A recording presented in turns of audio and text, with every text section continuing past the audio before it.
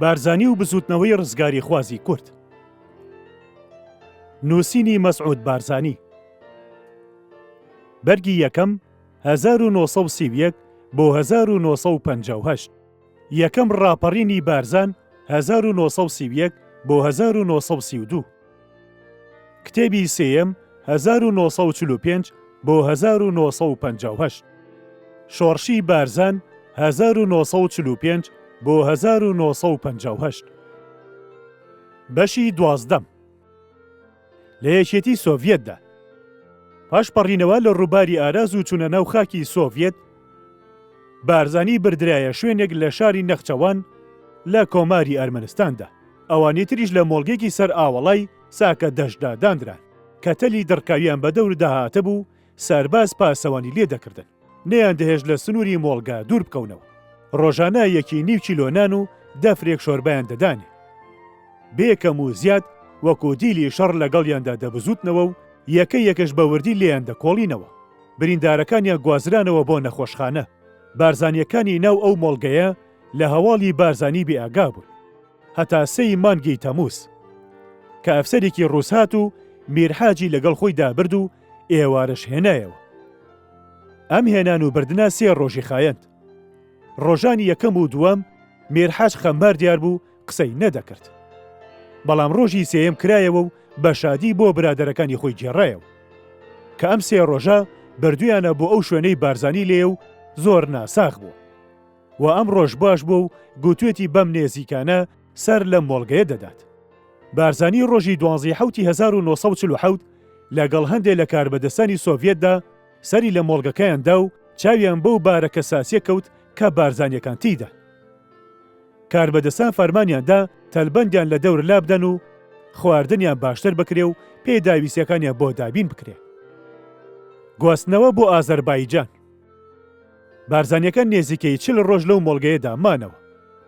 پاشان بۆ کۆماری ئازەربایجان هاتنە گواستنەوە و بەسەر ناوچەکانی ئاغدام و لاچین و ئایلاغدا هاتنە دابەشکردن. بارزانی خۆی لەگەڵ شێخ سلێمان و عەلی محەممەد سەدیق و سەعید مەلا عەبدوڵڵا و زییا عەبدڕیدا بردران بۆ شاری شوش. هەمویان لەم بڵاو پێکردنەدا ناڕەحەت بوون کە هەتا کۆتایی ساڵ درێژەی کێشا. لە 29/1947دا بارزانی گوازرایەوە بۆ باکۆ و کار بەدەستە ئازەربایجانیەکان گەلێ چاوپێکەوتنیان لەگەڵیدا کرد. وا دیار بوو کێشەی پەنابەریتیان هێشتا لە مۆسکۆ لەژێر لێکۆڵینەوەدایە. بارزانی گەلێک نامە و یادنامەی بۆ لێپرسراوانی مۆسکۆ و باکۆ نارد.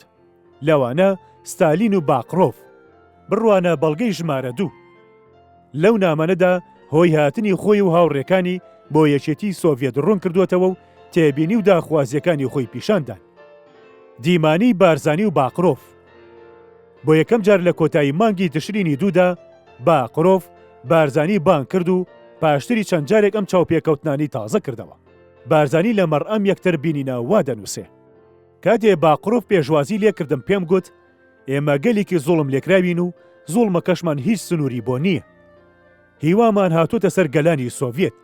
ئێمە پێداویستیمان بە زانست و هونەری سوپاییە. جات کات لێ دەکەم پشتمان بگرە. یارمەتیمان بدە و کێشەی کوردستان بگرە بەدەستەوە.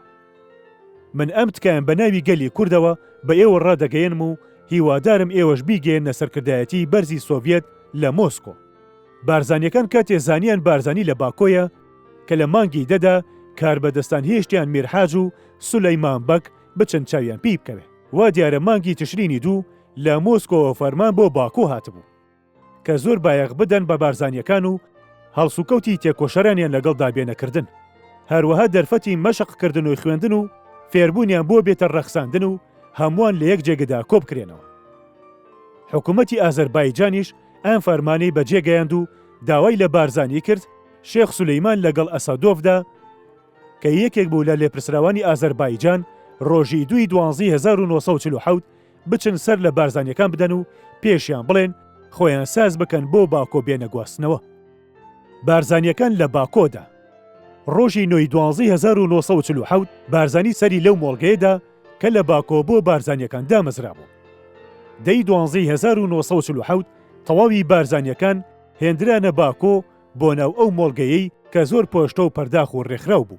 لە 22/12/1947 بارزانی لەگەڵ جەنەڕاڵ ئەتاکشیۆفدا سەریان لەو مۆڵگەیەدا و لە شێوەی بەڕێوەچوونیان دڵنیا بوو. پاش چەند ڕۆژ سانەوە فەوجێکیان لێ پێکات و ئەسعەد خۆشەوی کرا بە فەرماندەی فەوج. سەعید وەلی بەگ و محەممەد ئەمین میرخان و مامەد مەسیح و مستۆ مێرۆزی کران بە فەرماندەی سریە. حکوومەتی ئازەربایجان مقدم کازمۆفی دانا بە سەرپەرشتی مەشقکردنیان. ئەم کازمۆڤە کاتی خۆی لە ناو سوپای مەهابادە بە ناوی کاکاغا خزمەتی کردبوو. ئەم ئەفسەرانەش یارمەتی مەشق پێکردنیان دەدان. عەبدوڵڵا قولیۆف، کەریمۆڤ مەرمانۆڤ، زەینەلۆڤ، محەممەدۆڤ و شیرینۆڤ بوون. جلکی سەربازی و چەک بەسەر بارزانیەکاندا دابەشکران و مەشقکردن دەستی پێکرد. ڕۆژی 8 سەعات مەشق و 4 سەعاتیش بۆ فێربوونی خوێندن و نووسینی کوردی دانرابوو کە بارزانیە خوێندەوارەکان دەرسیان پێدەکوتن. بەم پێیە ئەزمموی سەربازی فێربوون و شارەزایی تەواویان لە شەڕی چەتەکاریدا پەیدا کرد. فێری خوێندنەوە و نووسینی کوردی بوون و کار بە باشی دەڕۆیشت. ئەم بایەخدانی سۆڤێت بە بارزانیەکان و ئەم هەموو ڕێگە پێدرانەیان واتەیەکی گەوری تێدا بوو. لە چوارچێوەی بەرنمەیەکی بەربڵاودا لەبارەی بزوتنەوەی ڕزگاری خوازی کوردەوە. دەیانویست ئەم پیاوانە بۆ ڕۆژێکی لەبارساز بکرێن و دوا بەدوای ئەوەش هەنگاوی زۆر گرنگی سیاسی لەو ڕۆوە هاتنە ئاوێتن. هەنگاوی سیاسی، پێکێنانی سەرکردایەتی سیاسی. کۆنفرانسێکی گشتی لە 1948دا هاتە گرتن کە نوێنەری هەموو کوردی کوردستانی عێراق و ئێران باشداریان تێدا کرد. بارزانی لەم کۆبوونەوە گەورەیەدا ئاخاوتنێکی گرنگی مێژووی پێشکەش کرد، هەنگاوەکانی لەمە و پاشی تێدا دەستنیشان کردبوو. ئەم ئاخاوتنە لەم کتێبەدا بە تەواوی بڵاو کراوەتەوە. پاشان هەڵبژاردنی سەرکردایەتی سیاسی کوردی لە ناو تێکۆشەرانی کوردستانی عێراق و ئێراندا بەم جۆرە پێکات. یەکەم مستەفا بارزانی سەرۆک، دووەم شێخ سولەیمان بارزانی، سێم عەلی محەممەد سەدیق، چوارەم میر حاج ئەحمەد ئاکرەیی، پێنجەم سلێمان بەگ دەرگەڵا، شەشەم عەبدوڵڕەحمان موفتی ئامێدی، حەوتەم محەممەد نەجی بەرواری، ئەمانە لە کوردستانی عێراق، هەشتەم سەید عەزیز سەید عەبدوڵڵا، نۆیەم ڕەحیمی قازی، دەیەم مستەفا سەڵماسی، یانزە حەسەن حیسامی، دوانزە ڕەحمان گەرمیانی، سیانزە سەید کەریم، چواردە کاک مورات. ئەمانە لە کوردستانی ئێران.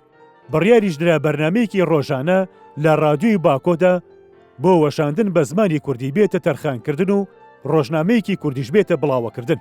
دوای ڕوخانی کۆماری کوردستان کە تێسرەواندنێکی پشتکێن بوو لە تێکۆشەرانی نەتەوایەتی کورد. ئامانگاوە دەرگەی هیوای خستە سەرپشت بۆ درێژەدان بە خەباتی نەتەوایەتی کورد و وەرەی پەنابەرانیشی بەهێز کرد و زانیان ئەو هەموو ئازاری لەم ڕێگەدا چێشتویانە بە خۆڕایی نەڕۆیشتوە و یەکێتی سۆڤێت لەسەر ڕێبازی یارمەتیدانی گەلانی زۆڵم لێکراوی لە مافێ بەشکرا و بەردەوامە. ئەم هەنگاوە گیانێکی نوێی کردەوە بەبەری پەنابەراندا و ئەم جارە بە گوڕێکی توندەوە بێ ماندوو بوون دەستیاندایە بە جێهێنانی ئەرکەکانیان و چاوەڕوان بوون لە پڕێکدا بانگ بکرێن بۆ گەڕانەوە بۆ نیشتیمان و ڕزگارکردنی. لەلایەکی تریشەوە ئەم هەنگاوە بەجاری حکوومەتی ئێرانی تۆقاند بۆیە پرۆتستۆیەکی زۆر توندی بۆ حکوومەتی سۆڤێت نرد لەسەر ئەوەی بارزانی و هاوڕێکانی بە پەنابەر وەرگرتووە و داوای کرد ئەوانە بدرێنەوە بە ئێران. بەڵام سۆڤێت گوێی نەدایە. ئەو ئاگاداری باسمان کرد لە نامەیەکی سەرۆک وەزیرانی ئێران بۆ باڵیۆزی سۆڤێتی لە تارandایە کە 1949 ناردوێتی. ئەویش لە ئەرشیفی وەزارەتی دەرەوەی ئێران لە ژێر ژمارە 12-3 داخراوەتە ڕوو بڕوانە بۆ بەڵگەی ژمارە 3. بەڵام باقرۆف لەسەر هەمافیزی ڕەگەزایەتی خۆیدا مایەوە و دەیویست بەهۆی سەپاندنی دەسەڵاتی خۆیەوە بەسەر سەرکردایەتی کوردیدا وای لێ بکە بچێتە ژێر فەرمانی ئەو سەرکردایەتی ئازەربایجانەوە کە ئەویش ئەماندەردی کوردی بەسەر هاتەبوو. دەیویست ئەمان شێوە بەکاربێنێ کە لەگەڵ قازی محەممەد و کۆماری کوردستاندا بەکاری هێنابوو. بەڵام بارزانی نەچوە ژێر. تین هێنانەکەی باقرۆڤ و زۆر بەتوندی بەرپەرچی دایەوە. بە جۆرێک ڕق و تووڕێی باقرۆڤی جوڵاند و ئەمەی بە تێپەڕین زانی بۆ دەسەڵاتی خۆی. باقرۆڤ بەهۆی دۆستایەتیەوە لەگەڵ لاڤرینتی وەزیری ناوەخۆی سۆڤێتدا زۆر لای ستالین پێشکەوتوو بوو. جارێک لە دیدارێکدا هەڕەشەی لە بارزانی کرد کە باشتر وایە پێشنیازەکانی پەسەند بکە ئەگەرنە لە پاشە ڕۆژدا بەرپرسیار دەبێت. بارزانیش وەڵامی دایەوە و گوتی هاوڕێ باقرۆڤ، ئێمە بۆیە نەهاتوینەتە ئێرە تۆ هەڕەشەمان لێ بکەی. ئەگەر ئێمە لە هەڕەشە بترساین تۆ منت لێرە نەدەدی. ئێمە بۆیە هاتوینەتە یەکێتی سۆڤێت کە دەنگی گەلی زوڵم لێکراوی کوردستان بە گەلانی سۆڤێت ڕابگەینی. دەمانەوێت پیاوەتی و سەربەرزی خۆمان بپارێزین. تکات لێ دەکەم ئەوەش بزانە ئێمە گەلێکین سەر بۆ هەڕەشەتدا نانەوێنن و بە هیچ بارێ نابین بە پاشکۆی هیچ گەلێک.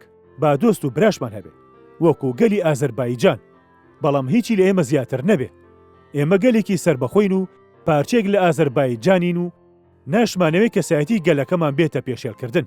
پێویستە بەداخەوە ئەوەش بڵین کە کەسانێکی ناسراو لە کوردستانی ئێران کە ئەندامی سەرکردایەتی سیاسیش بوو دەورێکی شەرماویان لەم بارەیەوە جێڕاو بە تەنگ ئەرکی نیشتیمانی خۆیان و نەهاتن.